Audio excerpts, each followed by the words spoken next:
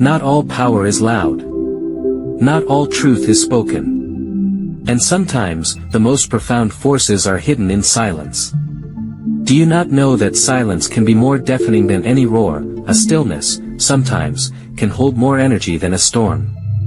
Today, we journey to unravel a tale of ancient reverence, consuming ambition, and a silence that once enveloped an entire community.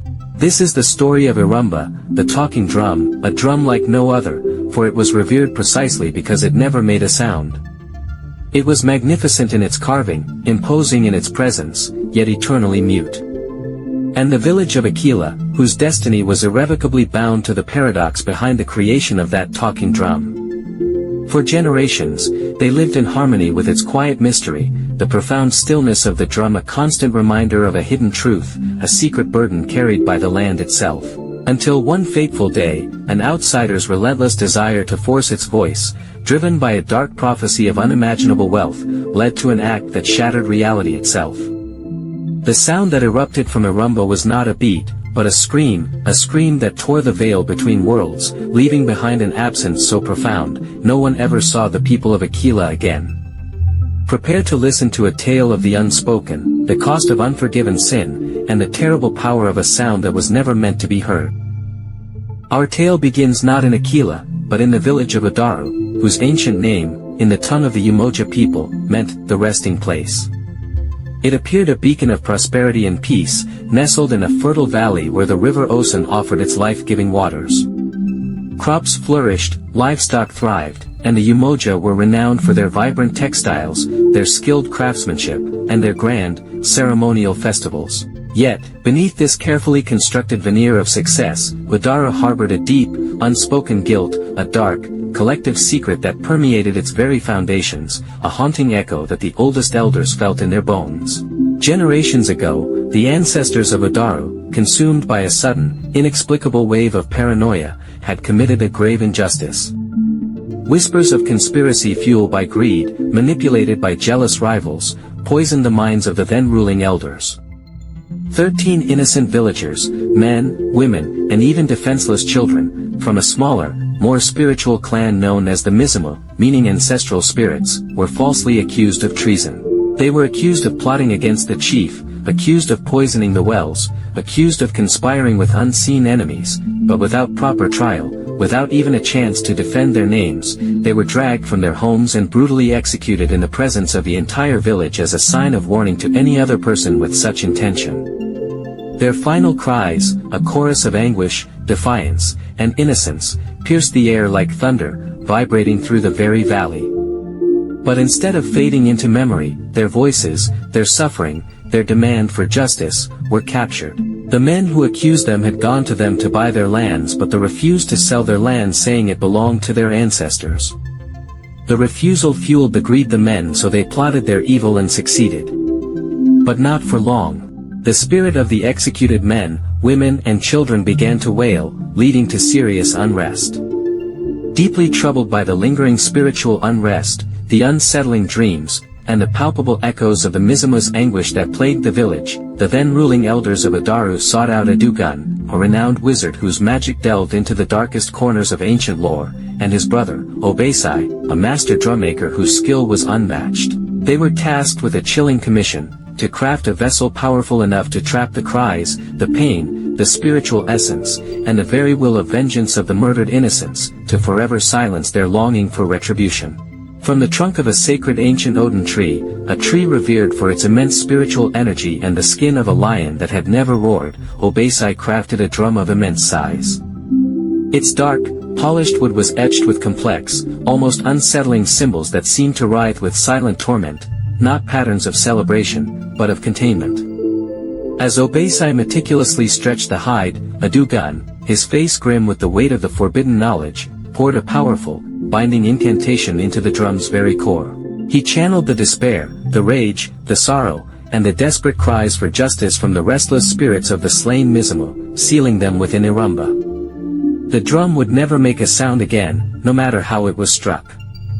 Its silence was its prison, a metaphysical barrier designed to forever suppress their suffering. Their cries, their pain, their names, erased from the audible world. No song. No sound. Just silence. A profound, unnatural silence that pervaded the sacred hut where Irumba was enshrined. But the silence was not peace for Adaru, it was a constant, unsettling punishment, a hidden burden that weighed upon the soul of the village. The elders, though they never spoke of the injustice, felt the cold touch of the drum's secret. It was the silent heart of Adaru, its very muteness a terrifying reminder of the crime it contained, and the profound power of a vengeance that, though stifled, was never truly extinguished. Generations passed. The memory of the Mizumo's unjust deaths faded into the realm of ancient legend, often whispered with averted eyes. The village of Adaru outwardly prospered, but a subtle, almost imperceptible melancholy settled upon its people. Their laughter, though frequent, often lacked a certain resonance, as if something within them had been subtly muted. The drum, Irumba, remained in the center of its secluded shrine, an imposing, unmoving presence, a guardian of a terrible secret. Villagers avoided it, children were strictly told never to look directly at its dark surface, warned by their elders that it held more than just wood and hide, it held a profound, unspoken sorrow. One day, a stranger arrived from a distant parched land, whose name is Sanguma, a poor wandering trader from the sun-baked hills of Udeko. His clan had long suffered from drought and meager harvests, forcing Sanguma to wander, driven by a deep-seated desire to acquire enough wealth to elevate his family, to break the brutal cycle of poverty that had chained them for generations. He was a man of keen intellect, sharp observation, and an unyielding will, but his heart, hardened by hardship, was consumed by an insatiable hunger for riches and influence. He saw Adaru's prosperity not as a product of harmony, but as a prize, and its strange quietude surrounding Irumba, not as wisdom, but as an opportunity, a weakness to be exploited. It was during his relentless wanderings that Sanguma first encountered the whispers of a fragmented legend, an ancient prophecy regarding a peculiar drum in a distant, prosperous valley. He who breaks the drum of silence shall bathe in the wealth of kings. Obsessed, he spent weeks in Adaru, subtly questioning the old ones, those whose eyes held the wisdom of generations. They warned him, their voices raspy with age and fear. The drum holds more than silence, young one, Maman Kiru, the oldest elder, croaked, her gaze piercing. It holds the dead. It holds vengeance. It holds a terrible curse. Its silence is a binding. To break it is to unleash what no mortal should. But Sanguma would not listen. His ambition, a roaring fire in his gut, drowned out their cautious warnings. He saw their fear as superstition, their wisdom as outdated. Convinced that the key to his family's salvation lay within Irumba's secrets, he went to the shrine. He beat the drum with his bare fists until they bled, then with stones, then with heavy hammers stolen from the blacksmith. He tried rhythm after rhythm, desperate to coax a sound, any sound, from Irumba. But the drum remained stubbornly, profoundly silent, absorbing every strike without the slightest vibration or resonance. Its muteness mocked his efforts, fueling his frustration and intensifying his desire. Weeks turned into months of fruitless attempts. Sanguma's desperation grew, driving him to the darkest corners of forbidden knowledge. He finally located a hidden, crumbling scroll, said to contain ancient, dangerous spells, tucked away in the deepest part of an abandoned chieftain's library, its brittle pages whispering of forgotten magics. He painstakingly deciphered its archaic script, his heart pounding as the chilling truth was revealed, only blood can unbind the spell. But not just any blood. The blood of a pregnant woman, life yet born, must meet death upon the hide. For the silencing was built on stolen life, and only life's nascent promise can tear the veil. Sanguma was utterly repulsed. The act described was unthinkable, an abhorrent transgression against every moral code, every human decency. The shedding of innocent blood, especially that of a pregnant woman, went against the very fabric of existence. The weight of his own conscience pressed down on him, threatening to crush his ambition. But the vision of endless wealth, the chance to finally lift his suffering clan from hardship, to command respect and influence, relentlessly gnawed at him. He wrestled with this agonizing dilemma for days, his mind a battlefield of morality versus desperate ambition.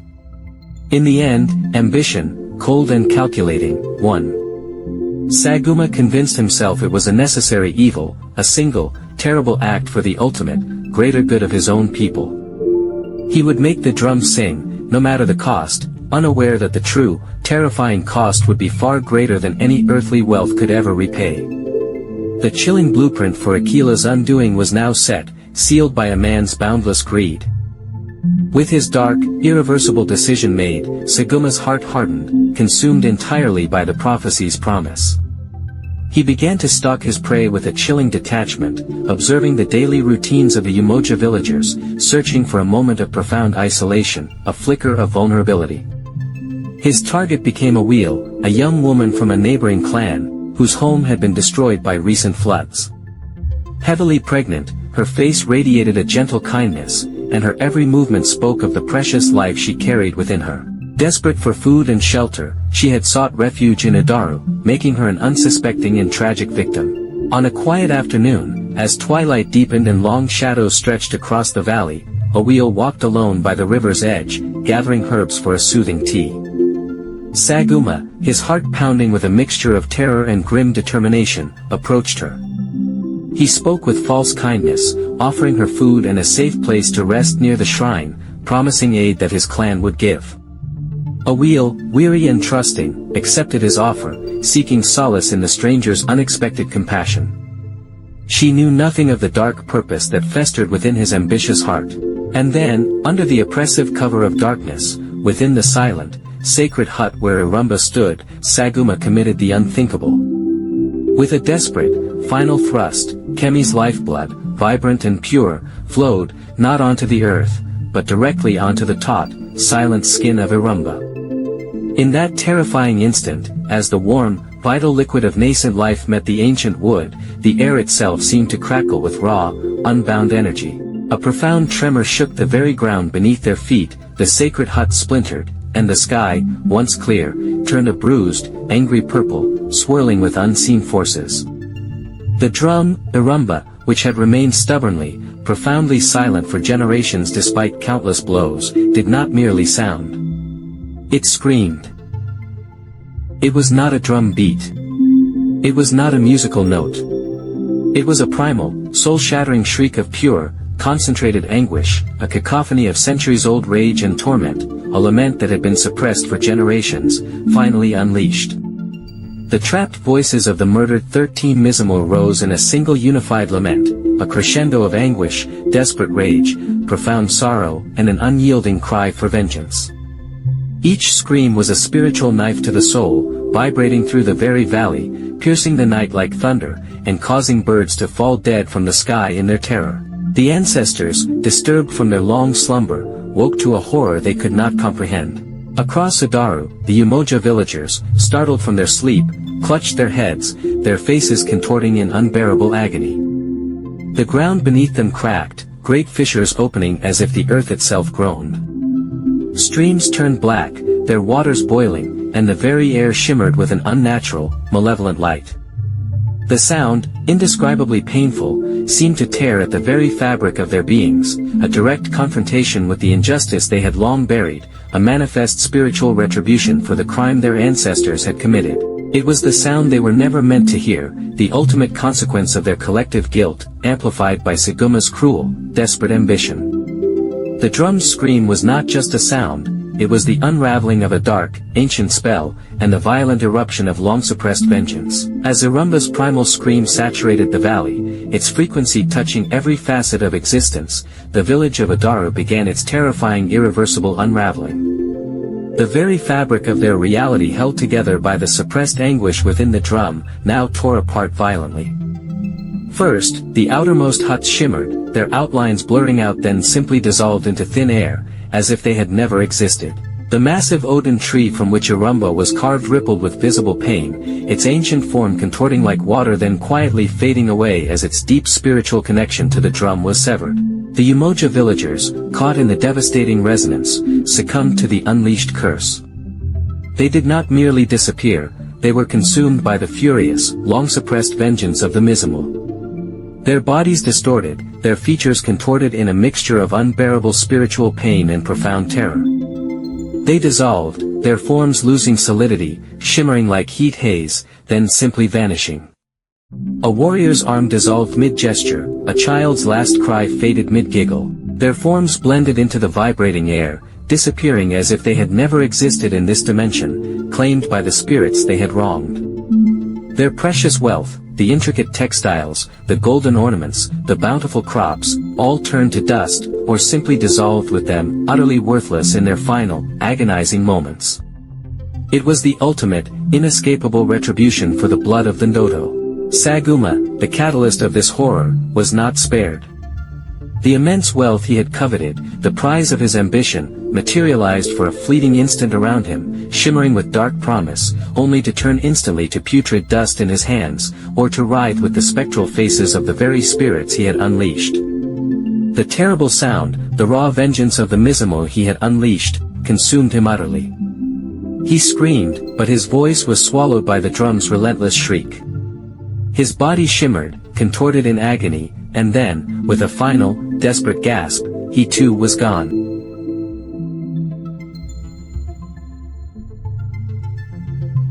When the last resonance faded, and the light returned, where Udara had once stood, there was nothing. No trace. Only an eerily pristine, empty forest clearing, as if a large, circular patch of land had been swallowed by the earth, leaving behind an unsettling silence more profound than any before. Sanguma wandered for years, his face worn and troubled. He was haunted by the sound of drums in his mind. He tried to escape his past by traveling to distant lands, but no place welcomed him. His name was whispered in hatred. One day, in a village called Obike, a chief priest found him wandering and took him in. Not long in that village, a woodcarver gave birth to a boy who couldn't speak. Some thought he was mute, but the elders sensed something special about him. When the boy was 7, he started making rhythmic sounds on objects, even though he'd never been taught. They called him the silent drummer. The boy carved a drum from the Odin tree and began to play it. As he drummed, the spirits of the 13 victims returned, but instead of angry cries, they sang a song that revealed a shocking truth. Sanguma was actually a descendant of the village that had wronged them. The drum wasn't seeking revenge, but justice. Sanguma, a man who had been hiding in his hut, heard the song and was overcome with guilt. He realized he was connected to the past injustice and, in his final moment, acknowledged his role in it. As he died, his body turned to dust. The boy disappeared that night, leaving behind only the sound of his drum. Some say he became one with the drum, while others believe he's still out there, searching for stories that were silenced. No injustice ever truly fades away. It echoes through time, waiting for justice, and sometimes it finds a way to express itself through unexpected means. The Urumba drum, crafted to silence the cries for vengeance, when forced to speak through a heinous act, only unleashed them with devastating, all-consuming fury. It taught the terrible price of unchecked greed. Sanguma's ambition, his willingness to commit unspeakable evil for personal gain, led not to wealth, but to absolute, existential destruction, his own demise intertwined with the complete erasure of the very village he had sought to exploit. Most importantly, the tale of Urumba, the silent drum, became a testament to the sanctity of silence and the profound dangers of disturbing ancient truths for selfish gain. Some things are silent for a reason, holding immense power and profound secrets. Some truths, when suppressed through violence and hubris and then brutally forced to speak, do not unleash prosperity but an unstoppable vengeful echo that can erase entire communities from existence. The mystery of Udaru, the village that vanished, remains, an eternal echo of the day an entire community was swept away by a single, resonant sound, a terrifying testament to the unbreakable bond between past injustice and inevitable, devastating consequence.